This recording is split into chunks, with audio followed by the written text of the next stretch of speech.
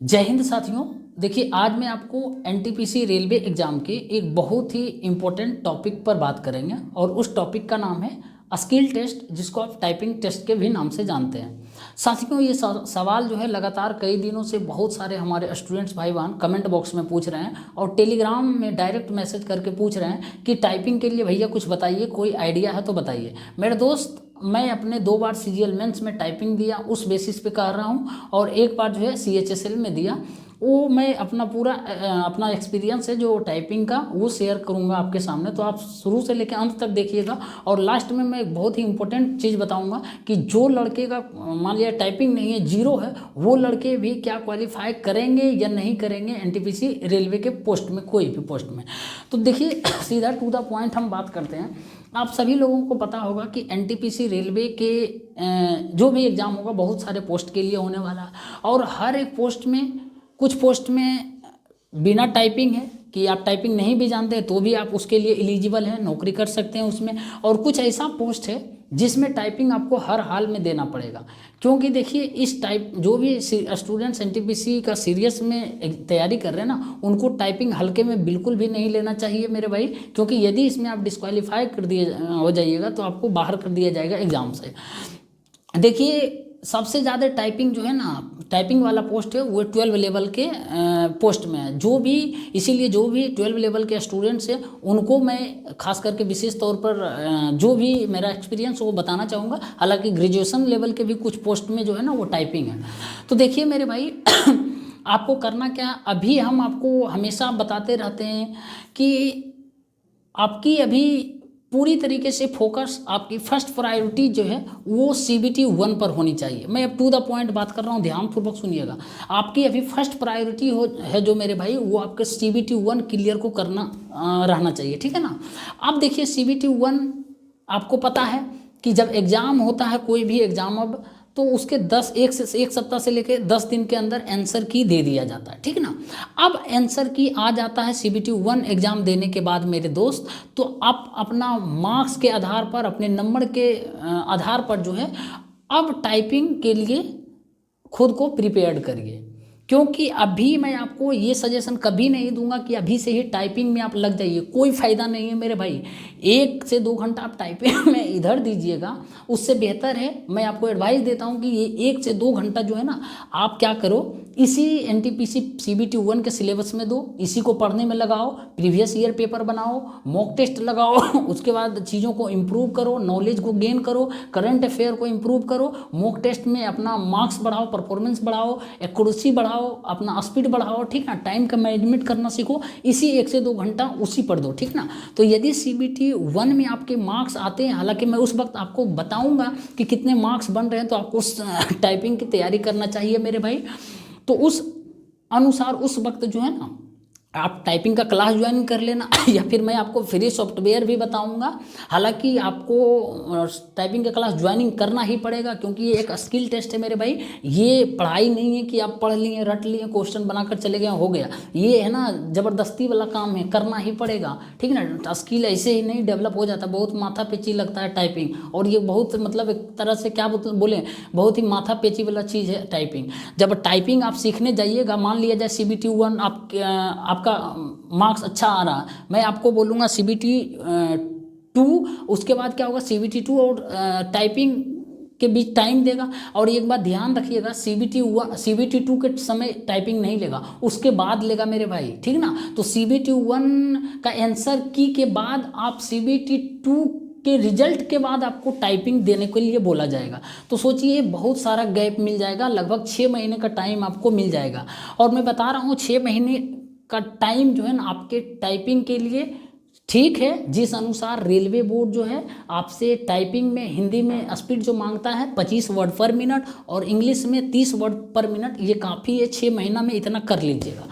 अब देखिए CBT 1 का आंसर की देगा, उसके बाद क्या होगा, रिजल्ट आने में भी समय लगेगा, उसके बाद उसी वक्त आपका मार्क्स के आधार पर आप टाइपिंग में लग जाना, उसके बाद फिर रिजल्ट आएगा, उतना समय मिलेगा, फिर CBT 2 का एग्ज़ाम डेट घोषित होगा, उसके बाद टाइपिंग मार रहे हैं, फिर CBT 2 दीजिएगा तो फिर उसका भी रिजल्ट आएगा या मार्क्स आएगा, फिर रिजल्ट आएगा, उसके बाद फिर CBT स्किल टेस्ट के लिए आपको बुलाया जाएगा। और ये भी बात देखिए, जिस पोस्ट के लिए आप क्वालिफाई कर दीजिए, मान लिया जाए बहुत सारे ऐसे पोस्ट है ना जो जिसके लिए टाइपिंग की ज़रूरत नहीं, तो आपको कोई ज़रूरत नहीं है टाइपिंग देने की। यदि आप टाइपिंग के लिए क्वालिफाई किए टाइपिंग वाला पोस्ट, तो आपको टाइपिंग देना ही पड़ेगा, और यदि डिस्क्वालीफाई हो जाते हैं मेरे भाई तो आपको एग्जाम से बाहर कर दिया जाएगा, ठीक है ना। इसलिए इसको सीरियस में लीजिएगा।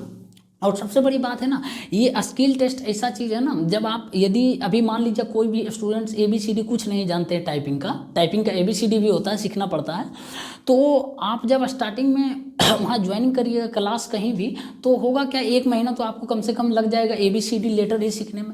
उसके बाद 1 महीना उससे थोड़ा वर्ड सीखिएगा, 2 2.5 3 महीना तो ऐसे ही लग जाएगा लेटर से लेकर एक फ्रेज या सेंटेंस को टाइप करने में।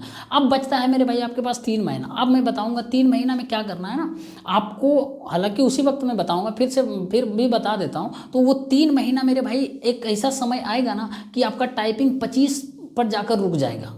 मैं बता रहा हूँ, मेरा एक्सपीरियंस का है, और मेरा एक्सपीरियंस खुद का, और बहुत सारे स्टूडेंट्स बताएंगे जो भी वीडियो सुन रहे हैं कि एक टाइपिंग कितना टफ समझिए एक तरह से है, और एक लिमिट में जाकर रुक जाता है। मान लिया 25 का स्पीड जाएगा ना, उसके बाद मारने का मन नहीं करेगा आपको, तो स्टार्टिंग में ही मारने का मन नहीं करेगा, अरे यार ABCD क्या पढ़ रहे हैं, उसके बाद टाइपिंग होता ही नहीं, मन करेगा कीबोर्ड पटक दे, तोड़ दे, समझे ना। मेरे साथ भी होता था, बहुत गुस्सा आता था। हालांकि मैं टाइपिंग में इतना खुद को स्किल कर लिया था कि मैं प्राइज जीता था, बहुत ही अच्छा परफॉर्मेंस किया था, रैंक 2 लाया था, बहुत सारे स्टूडेंट से 600-700 स्टूडेंट्स, उसमें 2 रैंक मेरा था, तो प्राइज भी मिला था इसके लिए। और मैं स्पीड भी बताऊंगा अपना। तो मैं जब CHSL का मेरा फर्स्ट टाइम टाइपिंग था, तो मैं दे रहा था टाइपिंग मेरे भाई, मेरा भी करीब टाइम जो है टाइपिंग में वो है ना 6 महीने लग गया था, 6 महीने 7 महीने लग गया था इतना, और उससे भी ज़्यादा लगा था, तो स्पीड भी बढ़ गया था, ठीक। यानी आपको जो स्पीड रिक्वायरमेंट है ना रेलवे में 30 का इंग्लिश में, वो 6 महीने में हो जाएगा, हड़बड़ाने की कोई ज़रूरत नहीं मेरे भाई। और दूसरी बात है कि आप यदि इसमें जितना आप इम्प्रूव करते हैं खुद को, उतना आपका स्पीड बढ़ेगा और उतना एक्यूरेसी बढ़ेगा, ठीक ना।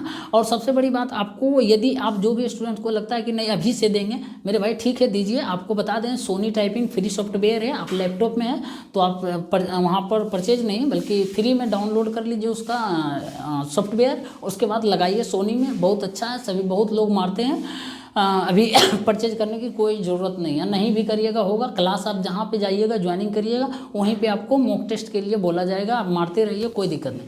अब मैं अपना बता रहा हूँ एक्सपीरियंस। मैं 6 महीने में 30 को नॉर्मल हो गया था मेरा मैक्सिमम स्पीड था मेरे भाई। CHSL 2019 का जब एग्ज़ाम दिया था, 2022 में इसका हुआ था स्किल, पता होगा SSC पहले लेट चलती थी। तो मैं लास्ट दिन मैं जिस इंस्टीट्यूट में जाता था टाइपिंग देने ना, उस इंस्टीट्यूट में लास्ट का स्पीड मेरा था 55 का स्पीड था, और एरर जो है ना वो 0 था। विश्वास नहीं होगा मेरे भाई, मैं आपको लास्ट में जो है ना अपना CGL का और CHSL का दे दूंगा, स्क्रीनशॉट वहाँ पर लगा दूंगा, आप देख लीजिएगा। एक्यूरेसी बहुत ही बम्पर था, 0.5% भी एक्यूरेसी नहीं होता था, मतलब 0.5% भी एरर नहीं होता था, और 7% हमारा OBC का माप था, ठीक है ना। इतना खुद को एकदम स्किल कर लिए थे उसमें टाइपिंग में, लेकिन टाइम दिए थे। लेकिन आपको क्या करना, ज़्यादा महाभारत नहीं करना, मतलब ये महारत हासिल नहीं करना। 30 का स्पीड मांग रहा है ना, तो 30 का स्पीड 6 महीने में हो जाएगा, टेंशन बिल्कुल भी नहीं लेना। लेकिन आपको टेंशन किस बात का लेना है मेरे भाई, अभी CBT 1 का लेना है। इसीलिए CBT 1 क्लियर करो, उसके बाद जाके टाइपिंग जब आंसर किया आएगा तो मैं बता दूंगा कैसे करना, ठीक है ना। तो आप जाकर मेरे भाई अभी CBT 1 में लगो, और अभी ये टाइपिंग का कोई दिमाग मत लगाओ, बस पढ़ाई पर ध्यान दो, ठीक है ना। इतना ही बताना था, बाकी कुछ नहीं है। बाकी जो भी डिटेल होगा टाइपिंग से रिलेटेड मैं आपको गाइड करते रहूँगा, लेकिन CBT 1 का आंसर की आने के बाद, ठीक है ना। और पसंद आया इस चीज़ को, इस वीडियो को पसंद आया, थोड़ा भी बेनिफिशियल हुआ तो आप लाइक कर दीजिए। और सबसे बड़ी बात है मेरे दोस्त, आज बहुत ही दुख के साथ कहना पड़ रहा है कि हमारे जितने भी लिसनर हैं ना, हमारे जितने भी सुनने वाले हैं ना, उसमें से 85% जो है ना सब्सक्राइब हमारे चैनल को नहीं किया। तो आपसे रिक्वेस्ट है, गुजारिश है मेरे भाई कि चैनल को सब्सक्राइब कर लीजिए, आपको बहुत कुछ सीखने को मिलेगा मेरे भाई, ठीक है ना। और समय समय पर मैं आपको बताते रहूँगा मॉक टेस्ट कहाँ देना है, कहाँ पर फ्री मिल रहा नहीं मिल रहा। और हो सकता है कुछ लोगों को ये भी लगता होगा भाई तुम सच में इतना स्पीड मार लेता था। मेरे भाई बहुत झके हैं, ठीक है ना, बहुत घिसे हैं, तब जाकर इतना स्किल में भी डेवलप किए और मार्क्स में भी, चाहे एनटीपीसी का एग्ज़ाम हो या सीजीएल का एग्ज़ाम हो या फिर बाकी तो पता ही है, बताते ही रहते हैं यूट्यूब पर अपना चैनल पर, ठीक है ना। तो बाकी और कोई भी आप लोगों का सवाल है मन में चल रहा तो आप ज़रूर हमारे कमेंट बॉक्स में बता सकते हैं। किसी भी तरह का कोई कन्फ्यूजन है, ठीक है ना। तो मिलते हैं फिर एक नेक्स्ट इन्फॉर्मेटिव वीडियो लेकर, तब तक के लिए बहुत बहुत धन्यवाद।